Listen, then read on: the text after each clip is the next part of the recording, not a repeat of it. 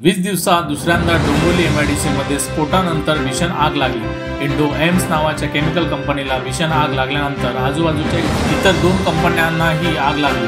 आजूबाजूचे घरे आणि शाळा रिकामी करून लोकांना सुरक्षित ठिकाणी आणण्यात आले। डोंबिवली आणि MIDC फेज 2 मधील इंडो एम्स नावाच्या कारखान्यात अचानक आग लागल्याने धुराचे काळे लोट दूरवर दिसत होते। सध्या कोणीही अडकल्याची माहिती नाही। कारखान्याच्या शेजारीच एक अभिनय शाळा देखील होती, तिथे आग लागली। ती खबरदारीचा उपाय म्हणून रिकामी करण्यात आली।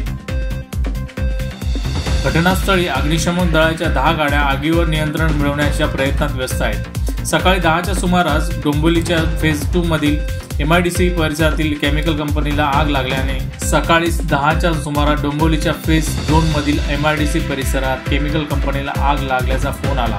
कल्याण, नवी मुंबई, डोंबिवली आणि आजूबाजूच्या सर्व महानगरपालिका हजर असून आगीवर नियंत्रण मिळवण्याचा प्रयत्न सुरू आहे। आग कशामुळे लागली हे आत्ताच सांगणे कठीण आहे, पण लवकरात लवकर आग आटोक्यात आणण्याचा आमचा प्रयत्न आहे।